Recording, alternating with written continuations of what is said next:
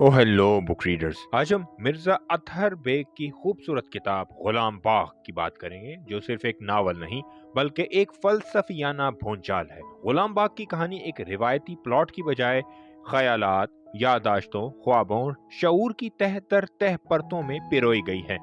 मरकजी किरदार मुराद अली एक ऐसा नौजवान है जो समाज, मजहब, रियासत और फलसफे के सवालात में उलझा हुआ है।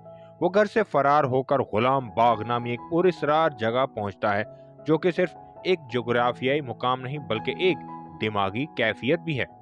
यहाँ मुख्तलिफ किरदार उसे सामने आते हैं, जैसे डॉक्टर सुहेल जो एग्जिस्टेंशलिज्म और मीनिंगलेसनेस पर बहस करता है, राहत जो ख्वाब और हकीकत के बीच की शख्सियत है, अनवर साहब जो कॉलोनियलिज्म, निज़ाम और शऊर मुज़ाहमत का नुमाइंदा है।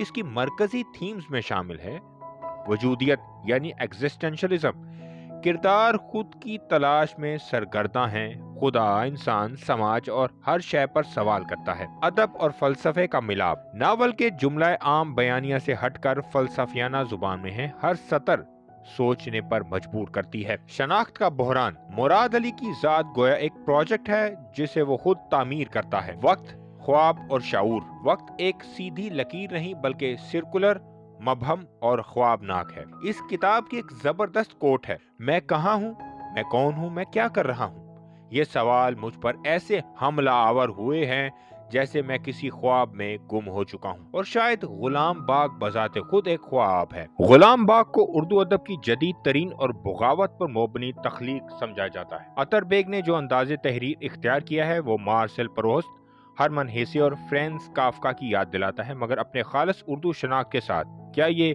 किताब हर किसी के लिए है? नहीं। अगर आप रिवायती प्लॉट, सीधी कहानी और एक्शन चाहते हैं तो शायद ये किताब आपको उलझा दे, लेकिन अगर आप फलसफे, फिक्र, सवालात और मौनियत की गहराई में जाना चाहते हैं तो ये नावल आपकी जहनी दुनिया बदल सकता है। किताबें पढ़ें, इल्म फैलाएं, जुड़े रहें बुक ट्यूब और टोलस्टाई के साथ। अगली किताबी बैठक तक पढ़ते रहें, सोचते रहें।